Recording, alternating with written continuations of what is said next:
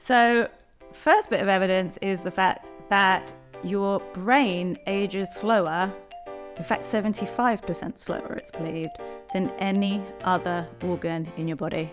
Which actually brings another piece of evidence to mind, which is that when you scan the brains of 80-year-olds, you'd expect, everyone kind of expected, just all of their brains are going to shrink, right? It's just all got smaller.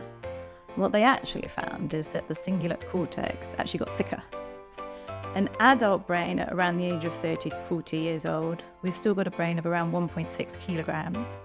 At 90, our brain weighs about 1.2 kilograms. Historically, that's been seen as bad. So they got a genius's brain to take a look at.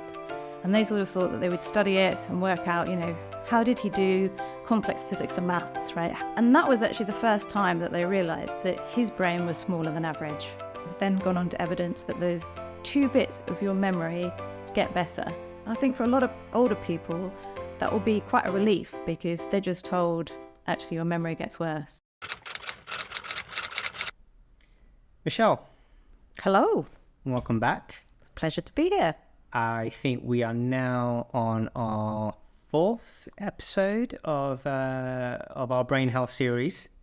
So we've covered a few things so far. I think episode 1 was very social media heavy. And again, guys, if you haven't watched these episodes, go back and check them out. Each one's slightly different. We don't rehash the same thing over and over and over again. And there has been a lot of a theme of social media in the first few episodes because it's such a big thing in our lives, and it's clearly something that's massively impacting our brains at present.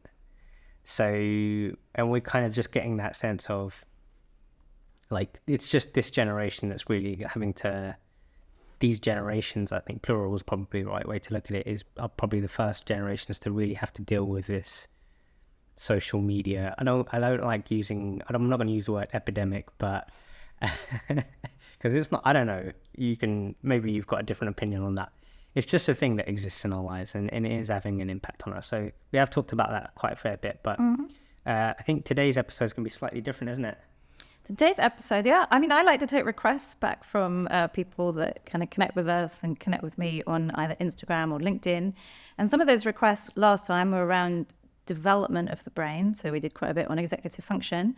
And this time it's about how your brain ages. Right. I think that's another thing that we don't really ever think about. We can see our skin changes over time, and we feel our energy levels and everything. You could be 20 years old or 50 years old or 70 years old. Everyone at some point starts to be getting old. Yeah, it's quite a common thing to hear from a person.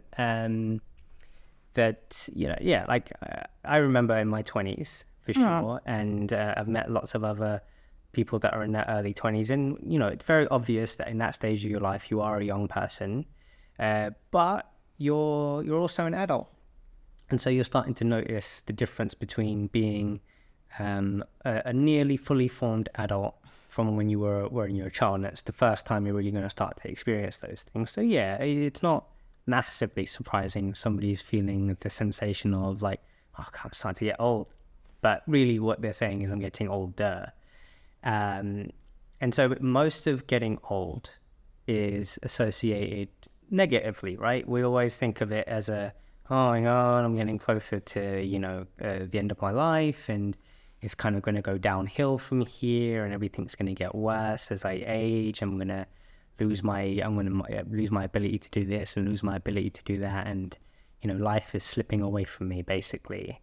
And so that seems to be my general impression of how we as a society look at aging. And I'm here to hopefully make a change to that. Okay, cool. So look, I completely agree that historically and current times, there's a lot of stigma, a lot of dogma, some of what you've just named about feeling older, getting older. I think it's time for karma. And that karma is around, is it worth getting older, or does your brain improve? And I'm actually here with a world first, with a theory that your brain gets better with age. Now we can start with a problem. And what's the issue in the world? Well, the issue in the world is the fact of we are an aging population. So it's around time that so it's all this stigma and dogma that's out there around older people.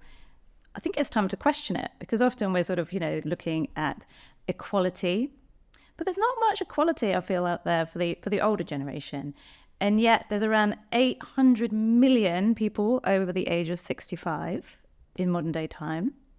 And by 2050, that's going to be 1.6 billion people. 20% of the world population is going to be over 65. And when you exclude children, you're looking at adult population, that's even more. So I would sort of say that we think about nature and nurture in terms of brain health, but we're not thinking that much around the third N, which is nourish. And I'm putting forward a theory for first ever here on this podcast in the fact that this brain aging, if you nourish your brain can get better over time. Okay, so first off, I guess I'd be curious to know, what evidence are you basing that on? Oh, I love an outcome and I love evidence. So you're right. So there's the science, but I thought I'd start with a story because there's always a story around kind of older, wiser people. So there was a very traditional story about an old lady, she was mid-70s, that lived in Norway at the very top of a mountain. And her house was a little bit sparkly. So I'm channeling my inner older lady, and she's called Hilda. And she was world renowned for always getting answers correct. So she's an older lady, always getting answers correct. And this kind of spread around the world that this old lady on the top of a mountain would often answer things correctly. So there was a soldier in another country, and he wanted to see if he could prove her wrong. So he traveled over the seas and went up and hiked up to see her. And he had a cunning plan to try and fool her. So he went to see her, and he held a little bird in his hands. And he asked her, "What am I holding in my hands?" And she said, "A bird." And then came what he thought was a trick, because he asked her, "Is it dead or alive?" And if she said dead, he was going to release it and set it free. And if she said alive, he was going to squash it in his bare hands. So he asked her, "Is this little bird dead or alive?" And she looked at him with her piercing blue eyes, and she paused for a moment, and she said, "That decision is in your hands." So that story is just a narrative around how over time, over populations, we've always actually had some of these stories around older people being wiser, older people getting more questions correct, older people having life experience, which usually they can gather together and piece together in a way which perhaps the younger generation still struggle with. So have been looking at some evidence around why is it, or how is it, that brains get better with age? So do you want to move to the science after the story? I think I wanted to lead with the science, but yeah, go for it. Well, I think it's good to remember that, the science, because currently science will tell us your brain gets smaller. We think of grandma and granddad as quite forgetful. But I wanted to lead with reminding everybody that actually there is a classical story, and many stories sort of saying that older is wiser. So I'm going to give you pieces of evidence as we go. So the first piece of evidence I'm going to give, scientific evidence that I'm going to give in terms of why our brain gets better with age, is around brain age. So I think in the longevity scene, such as Professor Steve Horvath and David Sinclair, they have been looking at how old different organs are in our body. And at the University of California, they use this thing called the epigenetic test, or DNA methylation. And it's effectively an age clock. So as you age, your DNA just gets more methylated. It's not a measure of damage, it's just a measure of how much methyl is kind of attached to your DNA. And to put it really simply, it's a bit like saying when you want to age a tree, you cut the tree down and then you count the rings of that tree. So they have developed this science, I think back in like 2012. And back in those days, when a super ager, so this lady who was 120 years old, they looked at every organ in her body to work out, that's her chronological age, but what was her body organ age? So they sort of went and looked at, her skin, her liver, her heart, everything. And they found that most organs in the body, they did vary, so they're kind of 120 years plus or minus a little bit. But the brain, they measured to be, do you want to have a guess? I'm going to say maybe somewhere in the 60s. Okay, so her brain age was 30. Oh. So first bit of evidence is the fact that your brain ages slower, in fact 75% slower, it's believed, than any other organ in your body. My behavior at times is starting to make sense. And as well, I think it's good for us all to reflect on older person's biases, because we just sort of assume that, you feel old, but actually probably, you ask a lot of older people, they still feel young, and it makes sense that they feel young because actually their brain is young. And I always like to go, well, does that make sense from first principles? And I think the answer is it does make sense from first principles as to why your brain organ ages slower than anything else. And that's because, well, it's protected from the sun by the skin. It's protected from impact by the skull, the hard skull. It's then protected from other forces by your cerebrospinal fluid, which is like a shock absorber. It's then protected again by something called the blood-brain barrier, so that not everything that's circulating your blood can actually reach your brain. And it's protected again because neurons just divide and they just don't replicate. So it basically everything that your brain has is it's well protected. So therefore, I think from first principles, you can say that DNA age that they found, those professors found, does make sense. I don't really want to, I don't want to take it there, but I'm going to have to because I don't have much of a choice. It's just where my brain is going. Okay. It almost sounds like as your physical body ages at a much faster rate than your brain does, you're almost basically growing into this prison, this this flesh and bone prison for your mind. So whilst you're still operating at a mental capacity that would allow you to engage and explore the world and people and life at a way that, maybe like you and I could right now, at 100, your mind is still there, supposedly. But your body won't, keep up with the demand. Depends what you use your mind for, right? So I guess evidence point number 2 is you sculpt your brain as you age. So I think you're thinking very much as a sort of a fitness person from the fitness industry, sort of saying, look at the body sculpting that happens at a much younger age. And that's true. But actually, what's beautiful about thinking about the brain is that your brain sculpting develops over time. So I have actually brought an example of a pineapple, because this is like a younger person's brain. It's pretty confusing, right? It's like if you were asked to describe this, it's quite complicated. If I were to say, can you take a chunk of a pineapple and eat it? You've got work to do, right? You've got to sculpt it. Whereas an older person's brain, it's more like chunks of pineapple. So you can see that it's smaller, but it's much more immediately sculpted into a useful form. It's consumable. Well, the food is consumable, but I'll give other examples of sculpting. So I think it's around size, and size is important, but actually it's the smallness that actually is often better. So it's how you've sculpted your brain.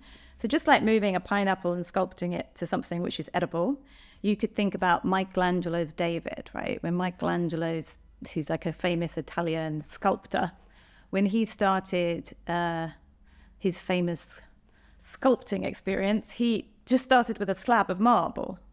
And then he chipped away at it year after year, chip, chip, chip, until he developed these now sort of sites of beautiful sculpting that people go and see.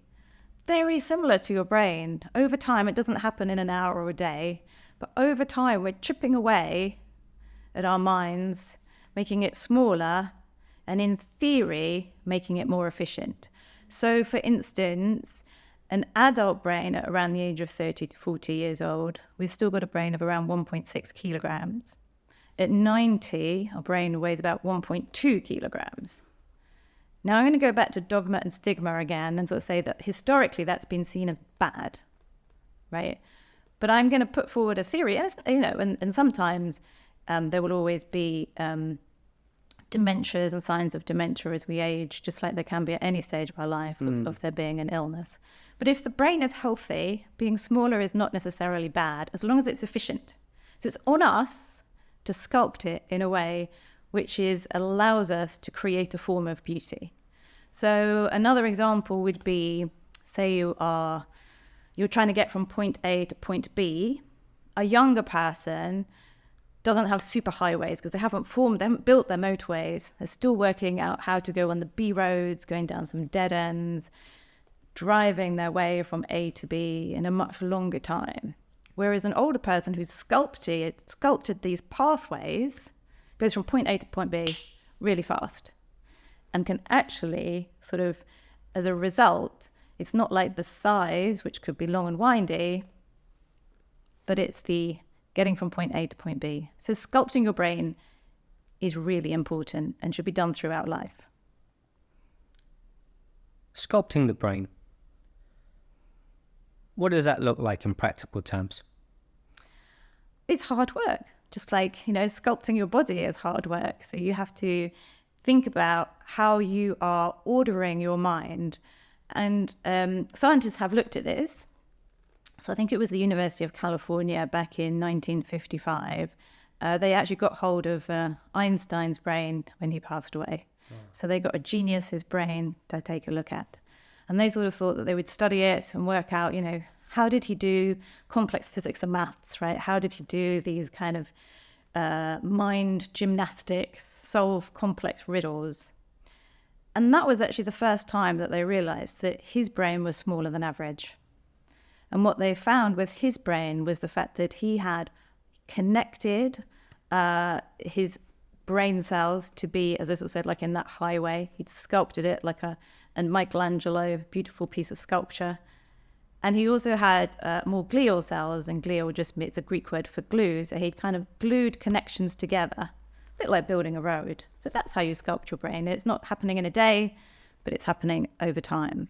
I get the analogy. For anybody listening out there who's kind of just living their day-to-day life, would you be able to recommend 3 things that they can do to sculpt their brain for healthy aging?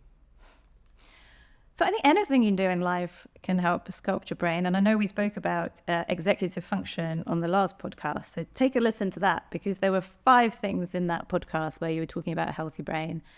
And I actually think that as long as as long as you're being proactive with your mind, so you're proactively thinking, why am I consuming this piece of information, right? So hopefully podcasts like this will help people sculpt a healthy mind, because they're not just listening to something which is, it's like unhealthy eating, right? You're just sort of scrolling through in a mindless way. You're actually drawing attention to your mind, holding, bringing it into focus and thinking about it. So the fact that you're thinking is sculpting your mind. Okay, so let me then mention 3 things and let me know if that's kind of, those 3 things work for creating the outcome of aging well in the brain space. Reading a book. Yeah. Would cleaning your home count? Definitely. Yeah, like cleaning and ordering is like chipping away at a masterpiece. Cool. So, and I was just trying to think of things that most people would like do without necessarily having to go out of their way to do. I know in previous episodes you've mentioned that actually doing physical exercise does count as an example of it. But we do know that not everybody does physical exercise. They are more likely to read a book and clean their home than they are to go to the gym or partake in a physical activity. But we're working on that. So a third thing, obviously not watching TV. Depends what you watch. So if you were watching a very captivating documentary versus watching a Warner Brothers Tom and Jerry style cartoon. Everything depends on how you use it. We're sat on a chair, right? If we start thinking about, could we make this chair? That's actually a healthy thing for your brain to think about. If you just sat there oh, I don't want to think about anything, that's probably less healthy. So I don't think it matters what you're doing. I imagine most people sit on chairs without thinking about how they're going to make them. Well, there you go. Next time you sit on a chair, think about, could you make it and how? Construct it. Is traveling, visiting different countries, is that something that you would say potentially contributes towards your brain aging well? I think it doesn't matter whether you're traveling or sitting in a chair. I think the point is what conversations you're having in your own mind, because you've got to be active about it. It's like sort of saying, there's a weight, I've turned up to the gym, but I'm not lifting it. It's no different. And you can do the gym, doesn't matter which country you're in. Okay. So if we're talking about conversations in your own mind then, right, we're moving away from actual tangible physical material things that you can do in real time, and we're just looking at the conversation in your mind. And we're really looking at and saying how much somebody can slow down the aging of their brain. Are there things that speed up the aging of someone's brain that we can avoid doing? What you mean, other than usual sort of, don't do drugs and don't, eat healthily, sleep well. All of those things, all of those basic things are very helpful. And I'm not here to kind of be moralistic, because I actually think that it doesn't matter what you choose to do in your life, as long as you are trying to make connections and you're doing it with good intent, then that will always be helpful for your brain. So if you're helping other people, you're doing something with good intent, which actually brings another piece of evidence to mind, which is that when you scan the brains of 80-year-olds, everyone kind of expected, just all of their brains going to shrink, right? It's just all got smaller. What they actually found is that the cingulate cortex actually got thicker. So what's the cingulate cortex do? Fair question. It assimilates and integrates information, which just basically means that you are understanding and connecting information. So I would say that if you want a healthy older brain, if you're taking on any part of life, if you're understanding and then connecting it together, then you're helping to sculpt your brain. Okay, that's fair. You mentioned at the beginning of that statement there about drugs and healthy eating. And again, I don't think the everyday person is really taking into consideration healthy eating or drugs in terms of the impact on their brain.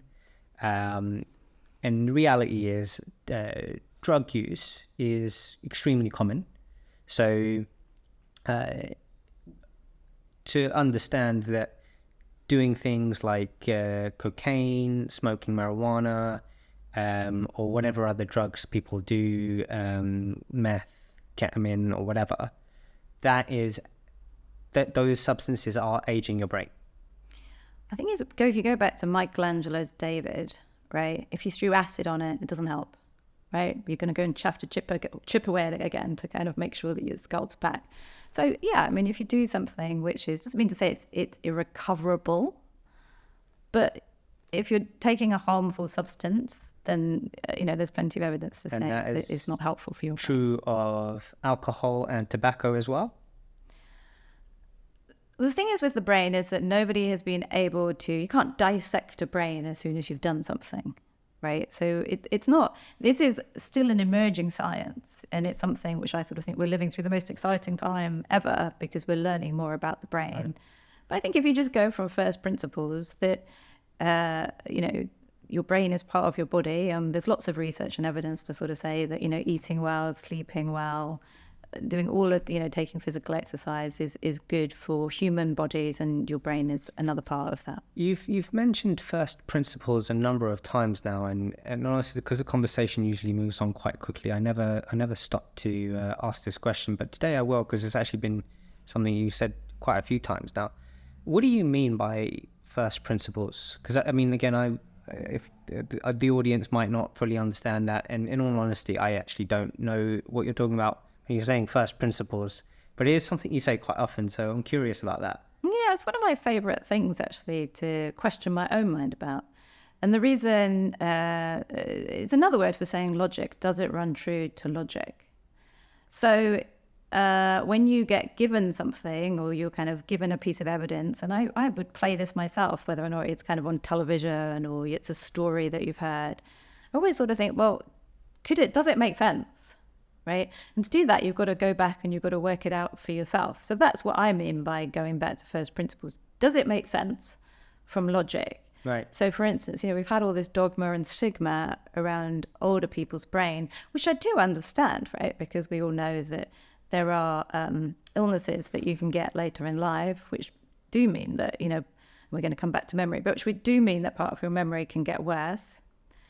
But I think that we forget the beauty of the aging brain is that some parts of your memory get better.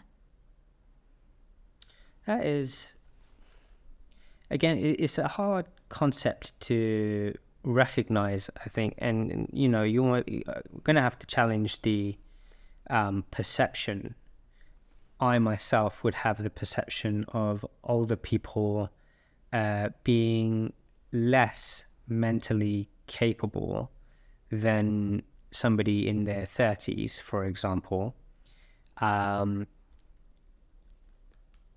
then is it that that's actually true, or is it just that we expect and think that, and therefore we just perceive it that way, and we haven't really asked the question? And if we're talking like employment, for example, that most businesses and organizations are going to look to employ a younger workforce.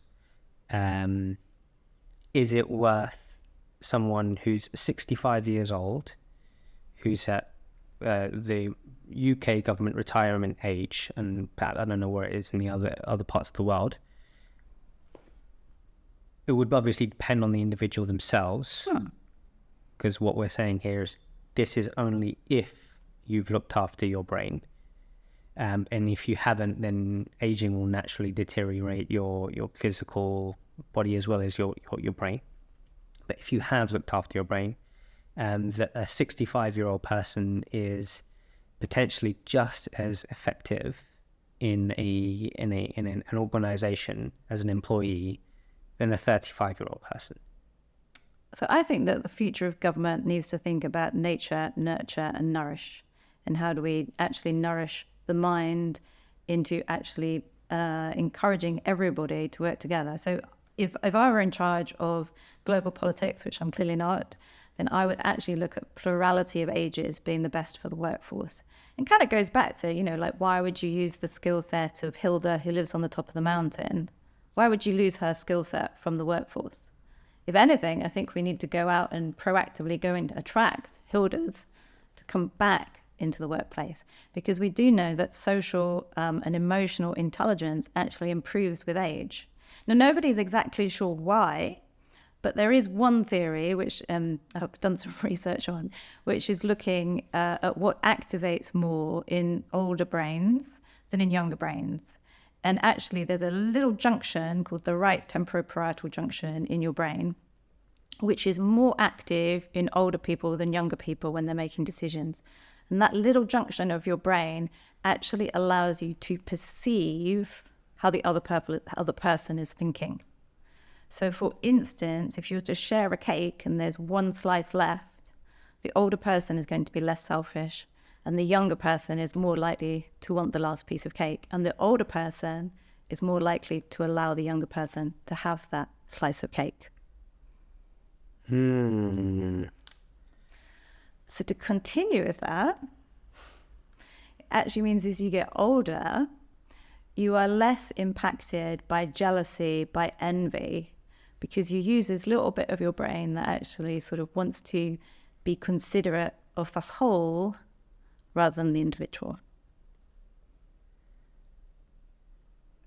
I'm trying to think about my own experiences with people.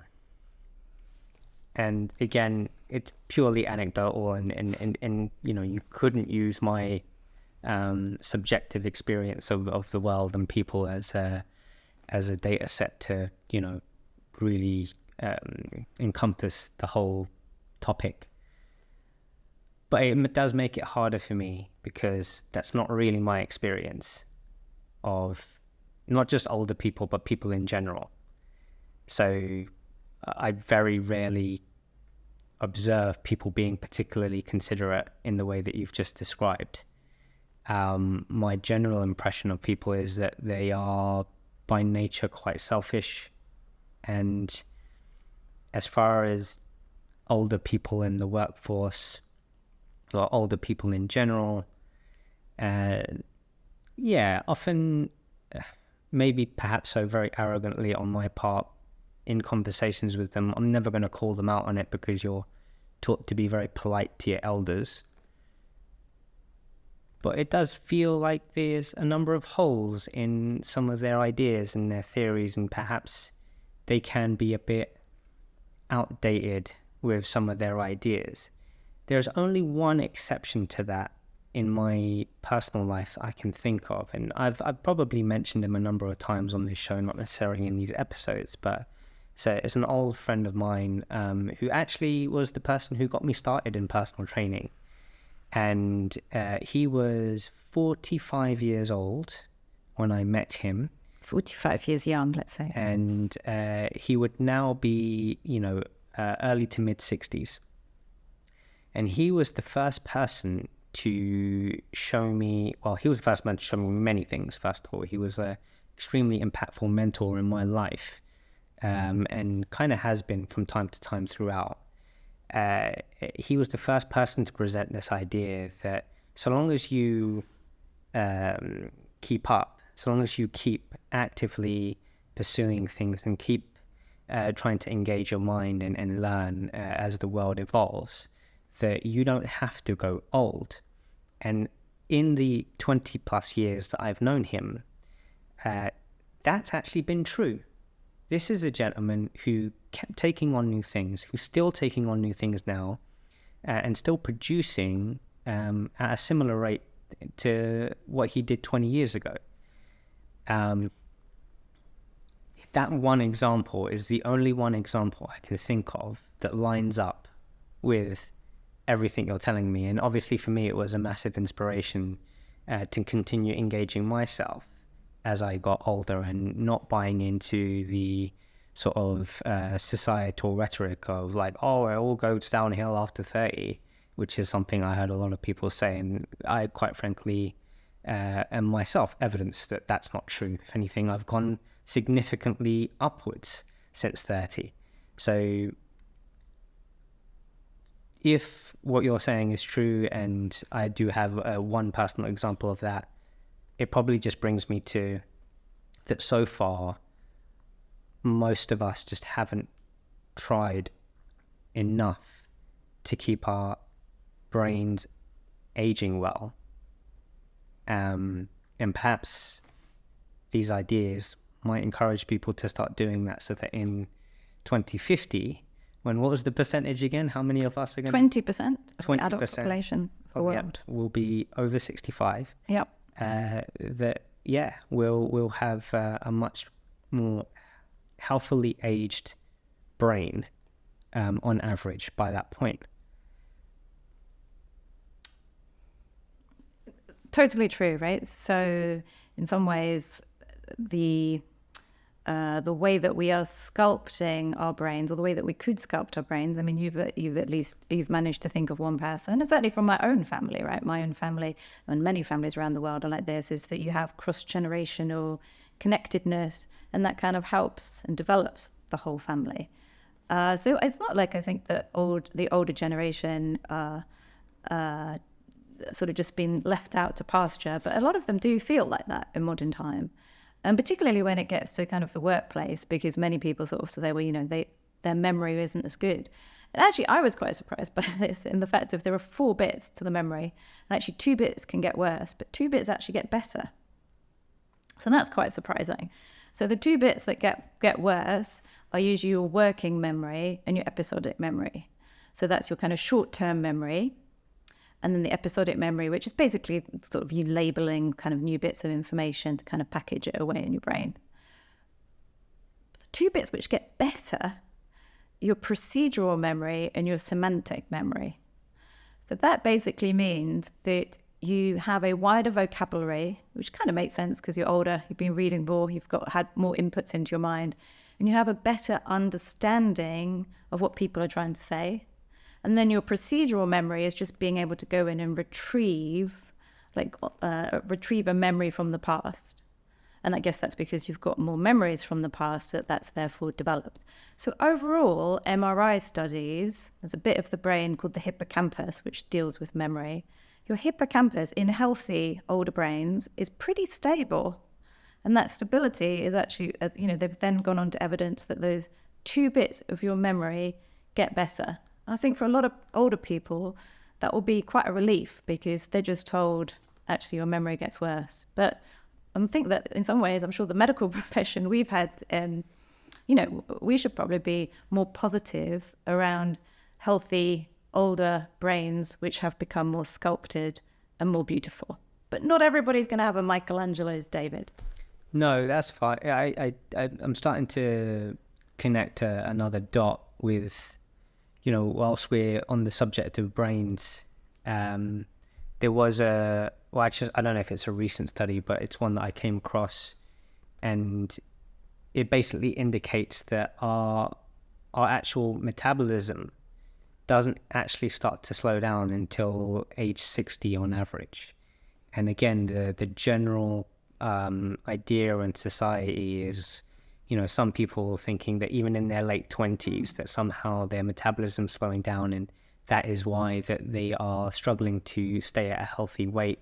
And certainly myself, having dealt with clients of a wide variety of ages, and the ones that are older than me always like to try and throw that one at me, like, my metabolism has slowed down, I'm 40 now, and blah, blah, blah. And most of the time I'm not going to get into back and forth and challenge people, but I just know that it's untrue. And I know enough about the person to know that, I know what their lifestyle is like. I generally have a rough idea of their dietary consumption. And to some extent, not that I ever call anybody out on it, I even know if they're taking drugs or not taking drugs and all this other kind of stuff. And I've got zero judgment around how anybody does anything and live their life. But I also know that it's more likely those things than it is that their metabolism is slowing down, because we're now able to start to demonstrate that that's not necessarily true. And in that same vein, to be then saying about our brains, it's like, well, yeah, can you now start to use being older as an excuse for not being able to figure out how to use your phone, not being able to print something off of a computer?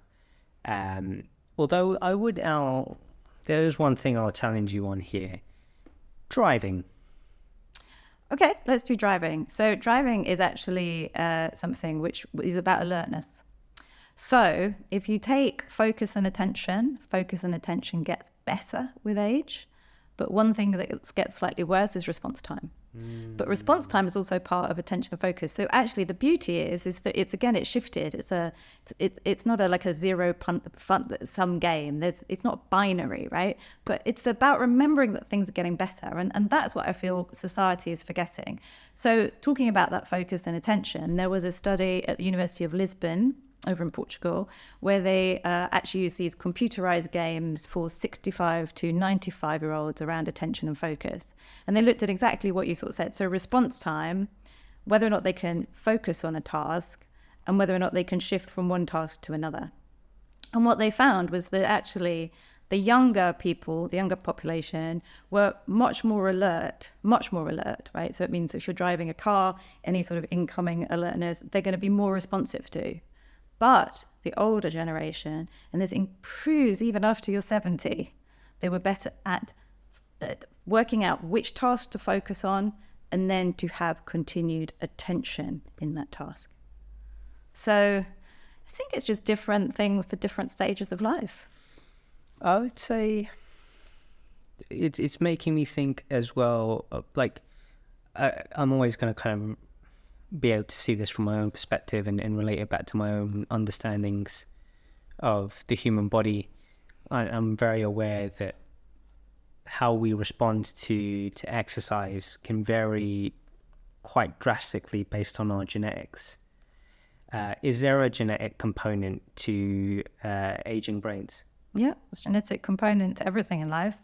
An aging brain will often come from your maternal line because obviously the mother passes on their maternal mitochondria, which is something which the longevity community are looking at significantly. But as I sort of said, if you were to look at global policy in terms of age and in terms of brain health, brain capital, brain agenda, and in terms of the aging society that we have, I think that we just shouldn't, we shouldn't forget the power that the older generation could bring to bear to the way that the world is moving on. Because at the moment, it sort of feels that we're allowing, which is an unhealthy thought process. We're allowing older people to just sort of say, well, I can't remember things, and my metabolism has slowed down, and, my blood flow is less. But actually, what we could be saying to them, and we should perhaps be saying to them, is that as you sculpt your mind, actually reach back and help other people, help the world, make it a better place, because they're very much needed. And a different way of thinking could add real substance to a world which is rapidly changing. Well, it's certainly, I'm sure it would give a lot of people out there a lot more hope. There's actually another individual who is somebody who's had a massive influence on my life that I don't know personally, mind you, and he definitely doesn't know me. But it's a gentleman named Gary Vaynerchuk. And one of Gary Vaynerchuk's core messages is that it's basically never too late.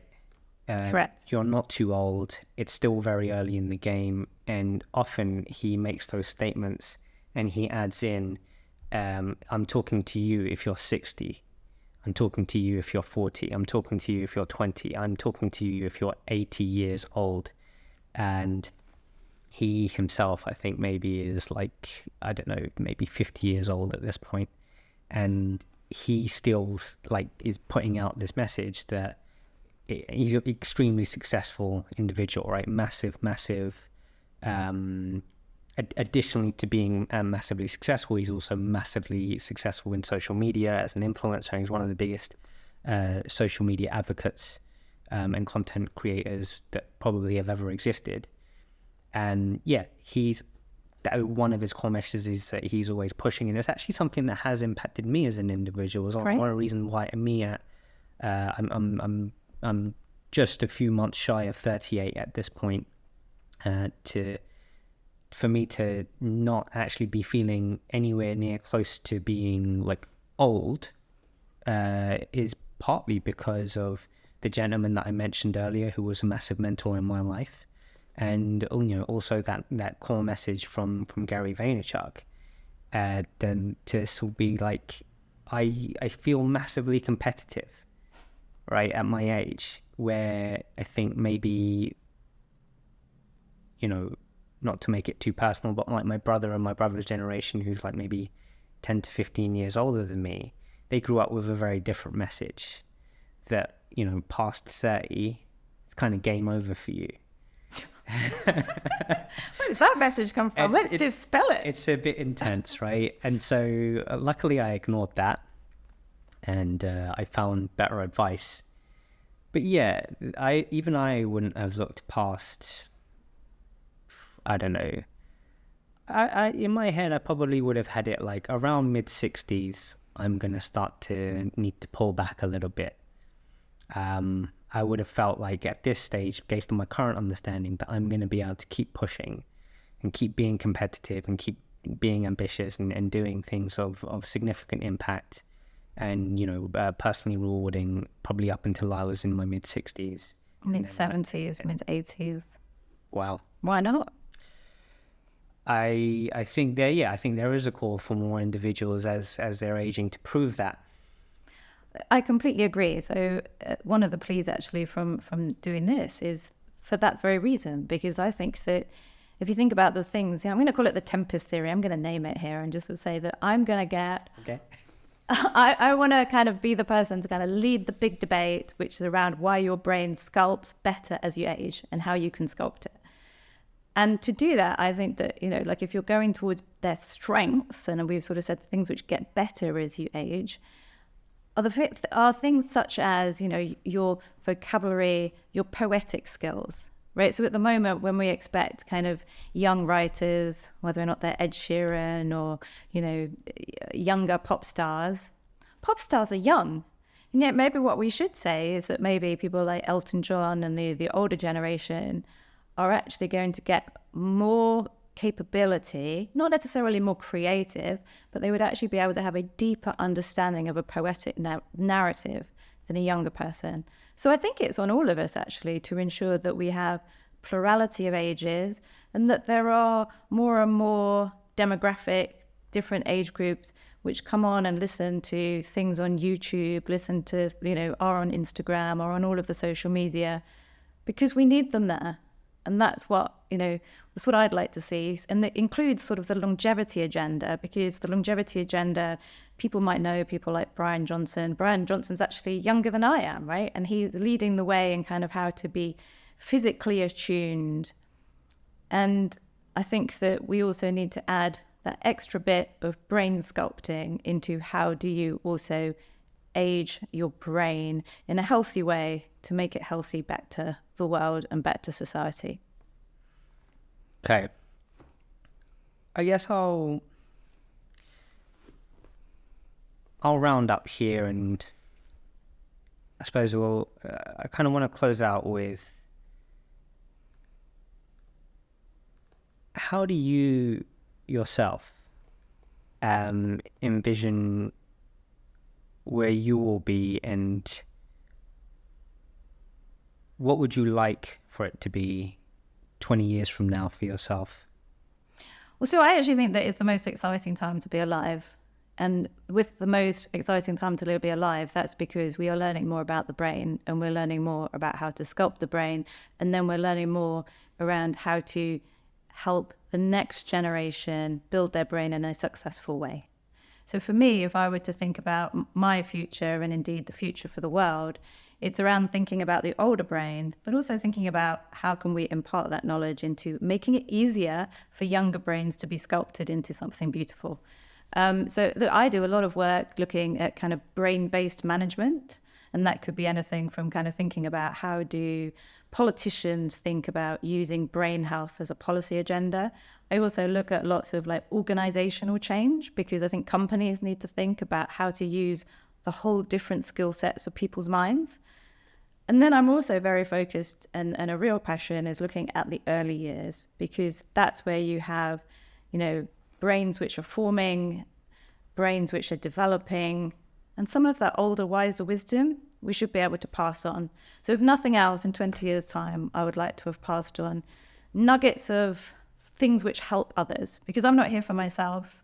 I'm here for the very reason that I want to help others think about it and hopefully sculpt something which works for them. Okay. So is there anything we missed on the topic of aging brains? Well, there's so much unknown, right? So what we know is that, the theory that I'm putting forward today is the fact that with age, your brain can get better. Just like cheese can get better, friendships can get better, your brain can get better. But to do that, we've still got a long way to go to learn how to actually sculpt your mind into something which is healthy. Okay, awesome. Thank you again for coming on and talking to us about brains. We've got a few more opportunities to explore brains in the future, so we'll look forward to that. As always, if you're watching this and you've got any questions for Michelle, feel free to find her on Instagram, LinkedIn, comment in the comment section below, or wherever it is that you're sort of watching this or listening. We'll catch you on the next episode. Looking forward to it.